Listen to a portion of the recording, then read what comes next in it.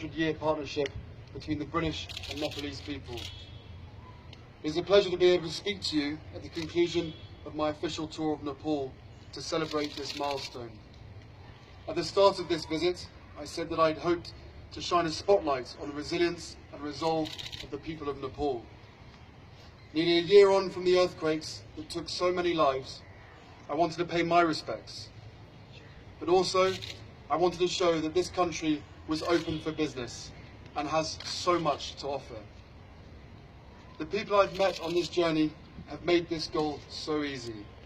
I met Purushottam Sual, who is 15 years old.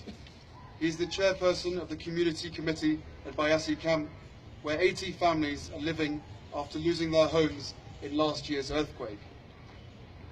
His energy and optimism was inspiring, and I was left in no doubt why his community had picked him to lead them through such a difficult time. I would not be surprised if I met him again on a future visit as Prime Minister, so keep an eye out for him.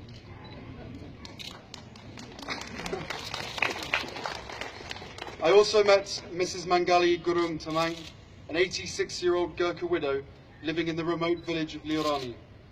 She too had lost her home in the earthquake and had seen her family and community rally around her. She's being supported by the Gurkha Welfare Scheme, who are building her a new home. Yesterday morning, I visited the site of a school that was destroyed in Gouda and is now being rebuilt. The community was one of the most vibrant and joyous I have ever had the privilege to meet. There was no sense of defeatism at all.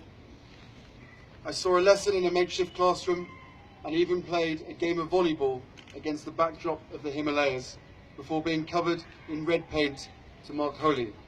Clearly not your standard day. What happened in this country a year ago was a tragic disaster, but the people I met showed me that everyone is focused on the work ahead. I am tremendously proud that my country, through the Department for International Development and the generosity of so many people and organisations in the UK, are doing so much to support the government and people of Nepal in your recovery. I hope that everyone back home who took an interest in the tour can see that Nepal is a country that you really have to come and visit.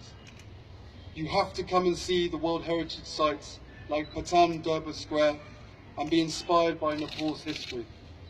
You have to come to see beautiful wilderness like Bardia National Park.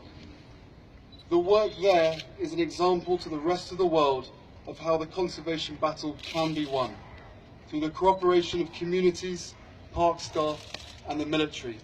This truly is a success story. You have to come and walk in the foothills of the Himalayas. Watching the sunrise over those majestic mountains is something that I will never forget.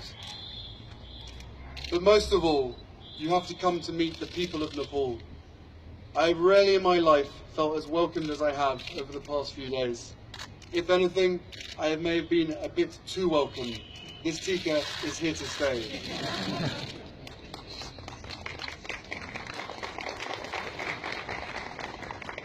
The people I have met and the beauty of this country make it very hard to leave.